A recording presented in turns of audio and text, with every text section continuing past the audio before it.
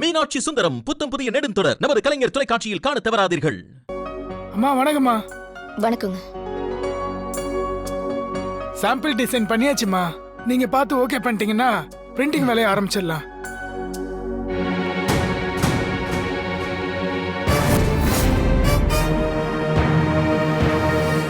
என்னங்க இது?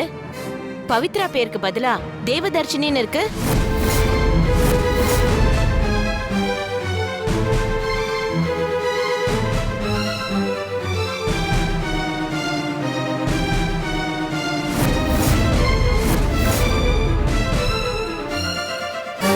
என்னங்க ஏன் பேரை தப்பா போட்டிருக்கீங்க? அம்மா அவங்க சொன்னதுதாம்மா நான் போட்டேன். யார் சொன்னது? அம்மா இவங்க தான் சொன்னாங்கம்மா. நான் தாங்க கொடுத்தேன். ஆனா நான் என்னோட பேரை தானே சொன்னேன். இல்லங்க நீங்க இந்த பேரை தான் சொன்னீங்க.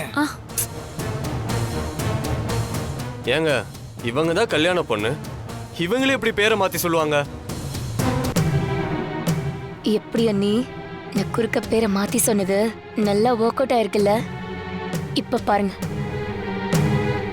கல்யாண பத்திரிகையிலேயே பேரு வந்துருச்சுன்னா எனக்கு என்னமோ என் பொண்ணுதான் அந்த இடத்துக்கு வரணும்னு சாமியே ஆசைப்படுற மாதிரி தெரியுது. ஆமாம்மா, இவ்ளோ நாள் இவ சும்மா சொல்லிட்டு இருக்கா. இவங்க சேரணுங்கிறது கடவுள் போட்டு முடிச்சு அது உண்மையா இருந்தா அவ பேரு வர வேண்டிய இடத்துல என் பேரு எப்படி வந்திருக்கும்? சோ கடவுள் எனக்கும் மாம்சுக்கும் தான் முடிச்சு போட்டிருக்குன்னு தோணுது. அதைத்தானே நாங்களும் ஆரம்பத்துல இருந்து சொல்லிட்டு வரோம். இங்க உள்ளவங்களுக்கு தான் அது புரியவே மாட்டேங்குது. ஆரம்பிச்சிட்டீங்களா? ஒரு சின்ன நேம் மிஸ்டேக், அதுக்குள்ள அதுக்கு ஸ்கிரீன் பிளே எழுத ஆரம்பிச்சிட்டீங்களா?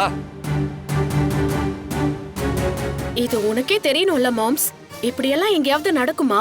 ஆனா நமக்குன்னு நடக்குதுன்னா அதுக்கு ஒரு காரணம் இருக்கும்ல. எந்த காரணமும் கிடையாது டிடி.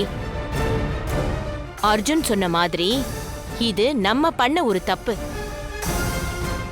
மனுஷங்க செய்யற தப்பையும் சாமியையும் சேர்த்து வச்சு பாக்குறது முட்டாள்தனமான ஒரு பேச்சு. பவி பேரு கொடுக்கும் போது உன் பேரை சொல்லி யாராவது கூப்பிட்டுருக்கலாம். அதை கேட்டுட்டு இவர் எழுதிட்டு போயிருக்கலாம். இதுதான் நடந்திருக்கும். அம்மா அப்படியே இருக்கலாம்மா. அப்படிதாங்க இருக்கணும். நீங்க முதல்ல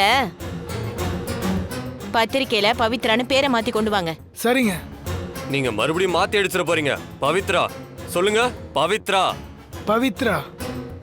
போங்க. வரமா. ம்